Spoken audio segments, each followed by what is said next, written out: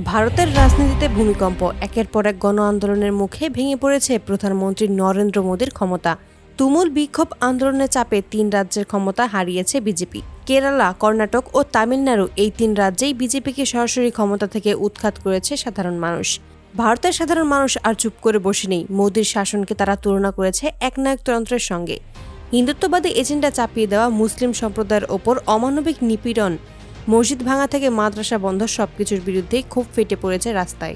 একসময় যেসব রাজ্যে বিজেপি শক্ত হাতে ক্ষমতা ধরে রেখেছিল, সেই রাজ্যগুলোতেই এখন পতনের ঘণ্টা বেজে গেছে। কেরালা, কর্ণাটক ও তামিলনাড়ু একযোগে এই ৩ রাজ্য থেকেই বিজেপিকে উচ্ছেদ করেছে বিক্ষুব্ধ জনতা। আন্দোলনের তীব্র চাপে ভেঙে পড়েছে বিজেপির প্রশাসনিক কাঠামো।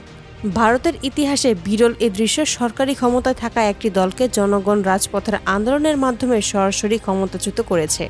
মানুষ বলছে, ধর্মকে হাতিয়ার বানিয়ে রাজনীতি চালানো আর চলবে না। মোদীর নেতৃত্বে বিজেপি দেশকে যে পথে নিয়ে যাচ্ছে তা গণতন্ত্রের জন্য মারাত্মক হুমকি। আন্দোলনের ডাক পাওয়া মাত্রই লাখো মানুষ কাজে ব্যবসা ফেলে রাস্তায় নেমেছে। দিনকে দিন আন্দোলন এতটাই শক্তিশালী হয়েছে যে প্রশাসন অচল হয়ে পড়ে।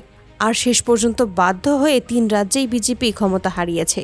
বিক্ষোভকারীরা রাজ্য সরকার ভবন ঘেরাও করে রাখে দিনের পর দিন। সরকারি অফিস কার্যত অচল হয়ে যায়। রাজপথের চাপ সহ্য করতে না পেরে শেষ পর্যন্ত বিজেপি সরকারের পতন ঘটে। রাজনৈতিক বিশ্লেষকরা বলেছে, এটি শুধুমাত্র ৩ রাজ্যের নয়, পুরো ভারতের রাজনীতির জন্য এক সতর্কবার্তা। জনগণ বুঝিয়ে দিয়েছে সময় বদলাচ্ছে। এই আন্দোলন প্রমাণ করেছে গণ আন্দোলনের শক্তি এখনও অটুট। জনগণ চাইলে ক্ষমতাসীন দলকে মুহূর্তেই নামিয়ে দিতে পারে। বিশ্লেষকরা মনে করেছে, দক্ষিণ এশিয়ার একের পর এক গণ আন্দোলনের ঢেউ দেখা যাচ্ছে। বাংলাদেশের, নেপালের পর এবার ভারতের জনগণও দেখিয়ে দিল ক্ষমতার উৎস জনগণ। নেপালে যেমন গণ আন্দোলনের চাপে সরকারের দেশ ছাড়তে বাধ্য হয়েছিল, ভারতের পরিস্থিতিও সেই পথে এগোচ্ছে বলেই ধারণা করা যাচ্ছে। বিক্ষোভ দমাতে পুলিশি নির্যাতন, লাঠিচার্জ, এমনকি গুলিবর্ষণও হয়েছে, কিন্তু আন্দোলন থামেনি। প্রতিদিন আরও বেশি মানুষ আন্দোলনে যোগ দিয়েছে। কেরালা, কর্ণাটক ও তামিলনাড়ু, এই ৩ রাজ্য থেকে বিজেপি বিদায় নেওয়ার পর আন্দোলনকারীরা উল্লাস প্রকাশ করেছে। তবে তারা জানিয়েছে, লড়াই এখনও শেষ নয়। সারা ভারত থেকেই বিজেপিকে উৎখাত করতে হবে। ৩ রাজ্যে আন্দোলনের চাপে ক্ষমতা হারালো বিজেপি। এই ঘটনা প্রমাণ করে জনগণের রায় শেষ কথা।